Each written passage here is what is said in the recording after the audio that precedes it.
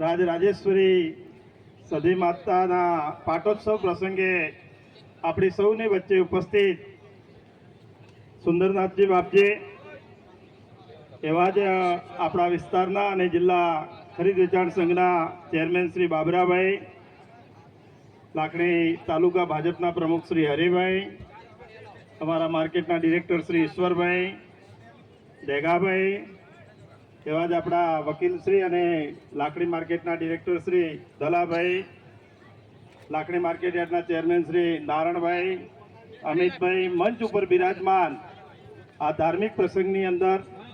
સૌ વધારેલા સન્માનીય આગેવાનો અને ખૂબ કાળોભાઈ મામલતદાર શ્રી, મંચ ઉપર બિરાજમાન સૌ મંચસ્થ સન્માનીય આગેવાનો અને ખૂબ મોટી સંખ્યામાં વધારેલા આપ સૌ અને આજુબાજુથી વધારેલી ધર્મપ્રેમી પ્રજા ભાઈઓ, બહેનો અને યુવાનો, આપ સૌને આજે માતાજીના પાટોત્સવ નિમિત્તે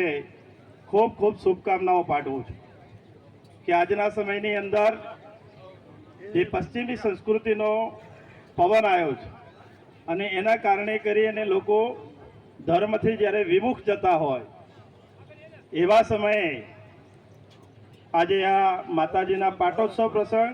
અને આવી ધાર્મિક ભાવના થકી આવા ભુવાશ્રીઓ, રેવાભાઈ અને એવા લોકો જે ધર્મ પ્રત્યે લોકોની ભાવના જાગે અને હિન્દુ સનાતન ધર્મનો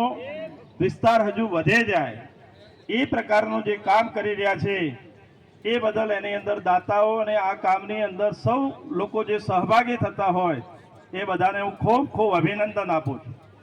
કે આજના સમયની જે જરૂરિયાત છે એ જરૂરિયાત પ્રમાણે આપણી જે નવી યુવા પેઢી છે એ પણ આ હિન્દુ સનાતન ધર્મ સાથે જોડાયેલી રહે અને આપણા વડવાઓ, આપણા બાપ દાદાઓ જે વર્ષોથી ધાર્મિક ભાવના સાથે જે આપણું જતન કર્યું છે એ પ્રકારની ધાર્મિક ભાવના હજુ આપણા નવા દીકરા અને દીકરીઓ પણ આ બધા પ્રસંગો જોઈ અને આમાંથી કંઈક ધર્મ પ્રત્યેની ભાવના વધે એ પ્રકારની પ્રેરણા લે એ માટેના આવા કાર્યક્રમો આપણે જ્યારે કરીએ છીએ ત્યારે આ કાર્યક્રમની અંદર સૌ લોકો જે સહભાગી થાય એમને અભિનંદન. આની સાથે સાથે આજના સમયની જે ધર્મ સાથેની વાત છે એ જ પ્રકારે ધર્મની સાથે ને સાથે શિક્ષણ પણ એટલું જ જરૂરી છે. જે વર્ષોથી શિક્ષણ માટે જેમણે કામ કર્યું છે એવા સમાજો હોય, એવા લોકો હોય જેમણે શિક્ષણ માટેનું ઘણું પહેલાં વિચાર્યું અને ઘણું બધું કામ કર્યું છે, એવા ઘર, એવા પરિવાર કે એવા સમાજો આજે ખૂબ ઝડપથી આગળ વધ્યા છે છેલ્લા 20 વર્ષની અંદર.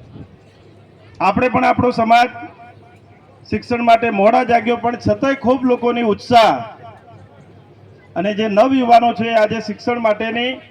જે શિક્ષણ થકી ચમત્કારો થયા છે એના લઈ અને આજે સૌ લોકો એમાં આગળ વધી રહ્યા છે.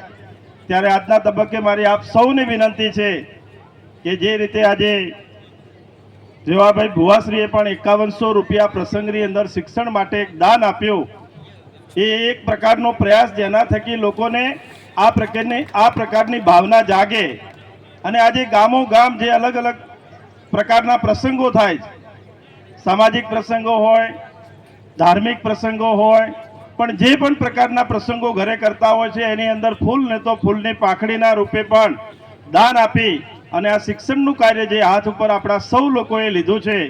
એને વધારે વેગવાન બનાવવાનું જે કામ કરી રહ્યા છે સૌને હું અભિનંદન આપું છું.